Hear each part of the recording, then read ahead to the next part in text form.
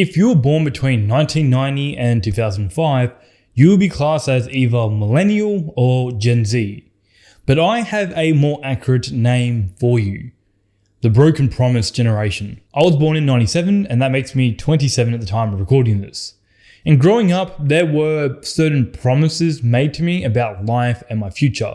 Be a good kid, fit the mold, do well in school, get good grades, decide what you want to do with your life, go to college, meet the girl of your dreams, graduate, be paid well in your respected job, buy your first home by the age of 25, get promoted, start a family, dog included, go on a couple vacations per year, retire by the age of 60, and live out your golden years in peaceful serenity, and then die.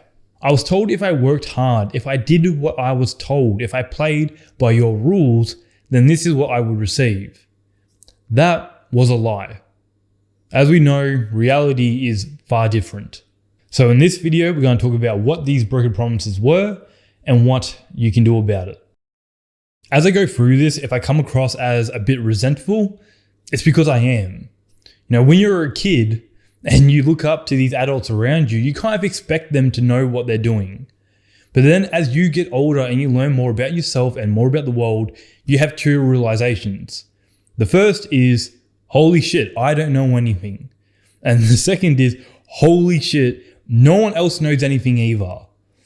And so let's talk about these promises. It starts at school.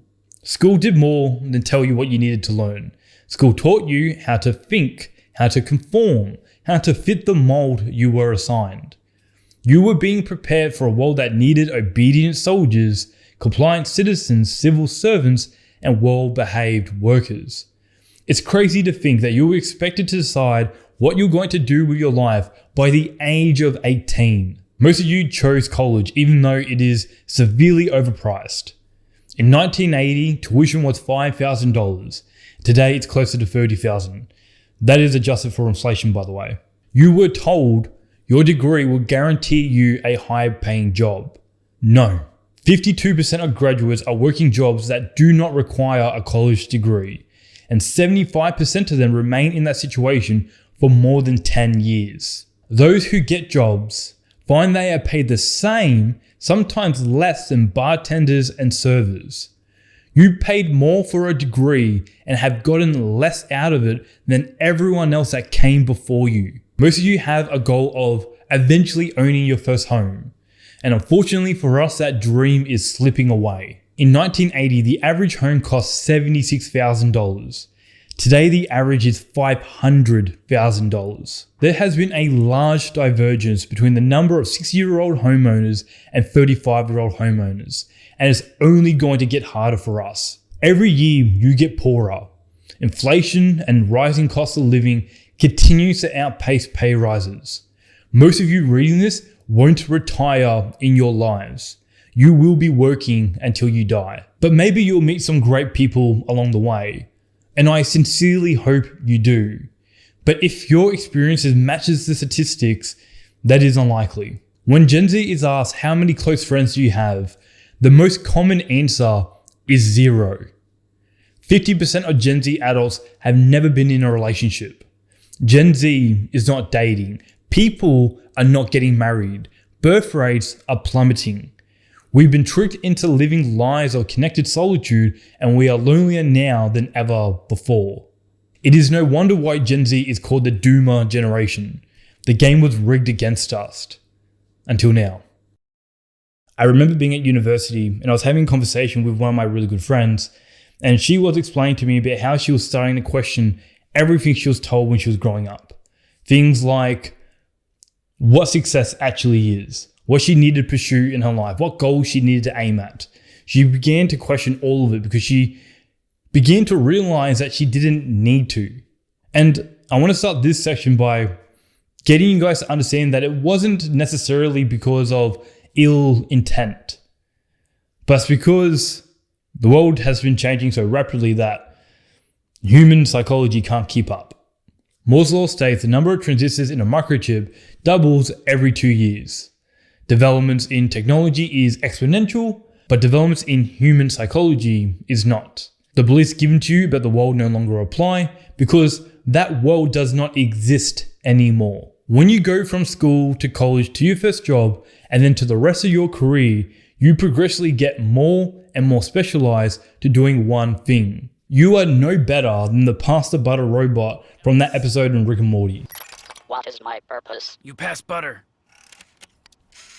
Oh my god. Yeah, welcome to the club, pal. Because when people ask you, what do you do? They're not expecting a whole list of everything that you're interested in, everything that you do in your life, but instead that one thing you do for work. Specialization makes you vulnerable. Your stock portfolio might be diversified, but your skill set isn't. So here's the truth about money. You are paid in relation to how much value you bring to a company. If you can do something the business wants and they can't get it anywhere else or from anyone else, you will be paid very well. Think about it. If the demand for your skill is high and the supply is low, your value skyrockets. But if the demand for your skill begins to decrease and the supply begins to increase, your value plummets. This is why cashiers at supermarkets are never going to be paid super well. It's because we've even gotten the customers to do the job for them. If you want to be paid in the top 1%, you have to do what everyone else can't or won't. The average engineer is as valuable to the average engineering company as a forklift driver is to a supermarket. And I say this as an engineer. People think that engineers are paid super well, and some of them are, but really good engineers are rare. The average engineer, though, is a commodity. They are paid approximately the same as a forklift driver is at a supermarket. And I know this because this is a real life example that I've looked into. This is by no means to knock forklift drivers. Like, they're doing real work that is needed for me to get my goddamn food. So I'm not knocking them. Don't get the wrong idea. It's just an example. I spent 5 years going to university to get my degree. And for my job, I had to get a forklift license. That took 2 days. 5 years compared to 2 days to get an equivalent amount of pay. And now you might say as a rebuttal, but Josh, engineering has so much more potential for growth and pay increases. Forklift driving doesn't really. I was like, yeah, that's fair. But that's only if you acquire the skills that people want, that's in demand, and you progressively become more and more specialized in that thing and do what other people can't.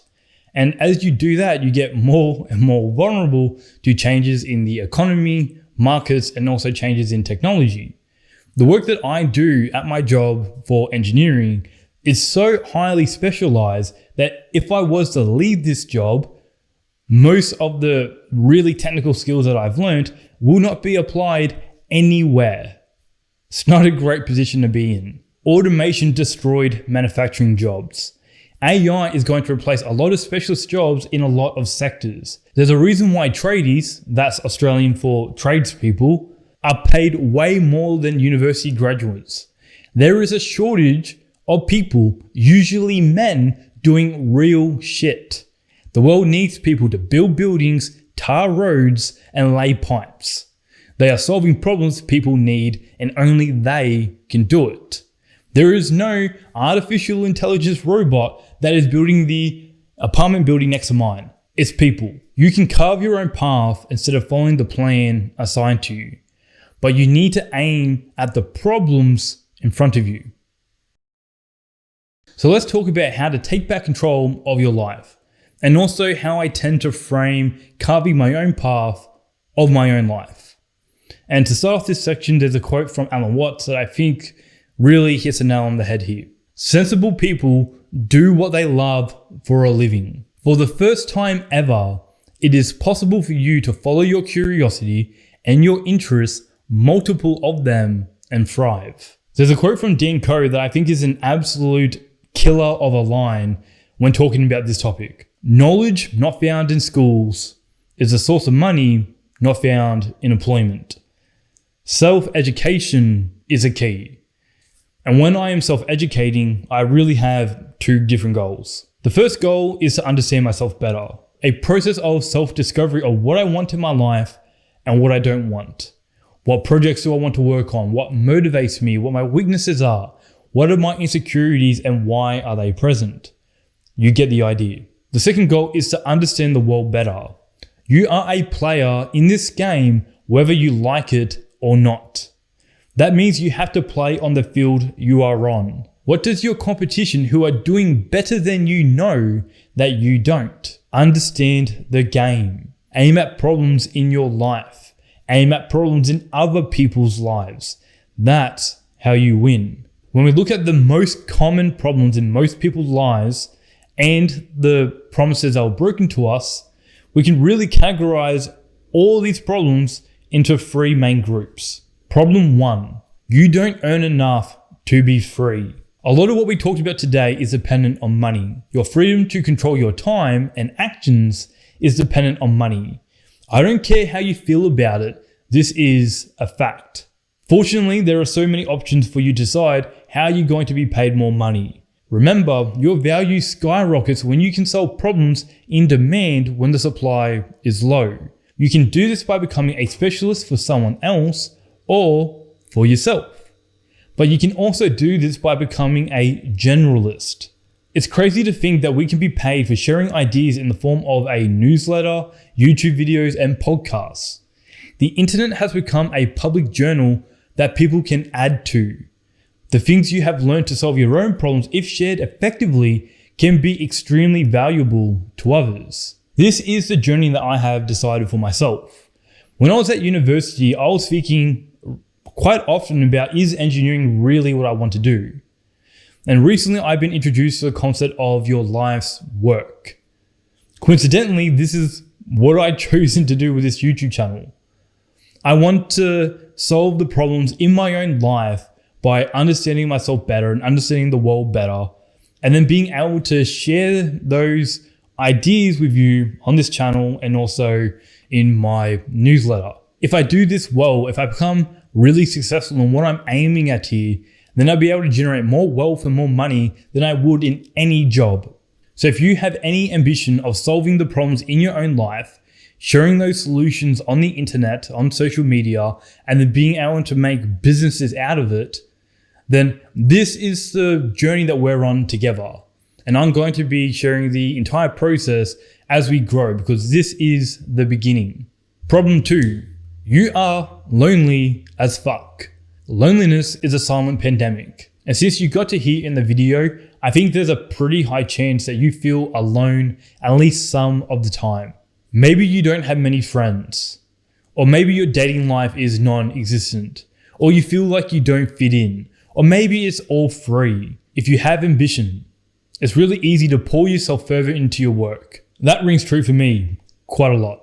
If you are lost, it's really easy to retreat further into yourself. The internet has become the place where people go to satisfy their appetite with empty calories. When people say money can't buy happiness, it's usually because they neglected the relationships in their lives. We all do this. It's hard to maintain things that are a slow burn, but one day you'll look up and you'll see you're alone. Relationships are the one thing that has the greatest impact on your life satisfaction. I don't have a solution for you, only a guiding principle. We need to be less solitary. We need to do more fun things. We need to do those fun things in the real world with real people. Problem 3, your health is fucked. And listen, man, I know how it sounds. When I was writing this, I was rolling my eyes at it too, because you've heard it all before. Yet most people have some type of health and fitness goal, something they want to improve in or a problem that they want to solve. Improving your sleep, eating a nutritious diet, doing regular exercise is simple, but simple does not mean easy. If it was easy, health and fitness would not consist of billion-dollar industries.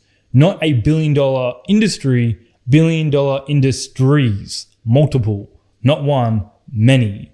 I'm not going to dwell on tactical strategies about how to improve your health and fitness because 1, I can do that in a separate video, and 2, there is just so much really good information that already exists online.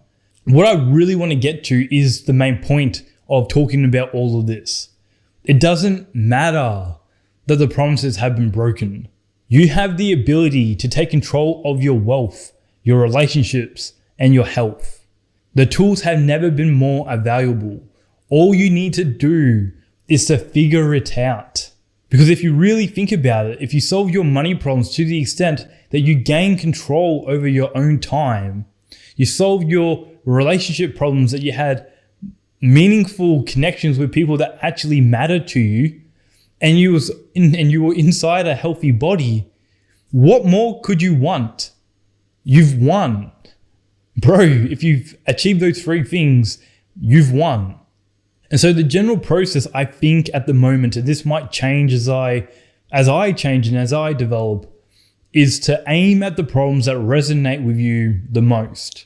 Solve the problems by following your interests. Learn more about yourself. Learn more about the world. Play the field. Win. And with time, you'll be carving your own path to the life that you want, not the life you were assigned. Sensible people do what they love for a living. When I say living, I'm talking about your life, not just what you do to earn a wage. I'm talking about the interests you have and the people you have in your life. Living. So that's all for today, my friends. Hopefully this video has provided a little bit more clarity and direction about what we can do in a world that feels so uncertain. And if you do feel lost with what you want to do with your life, then I really recommend giving this video a watch, because I do talk more in detail about what I would do if I didn't know where to start. So check it out if you want, and I will see you in the next one. Bye.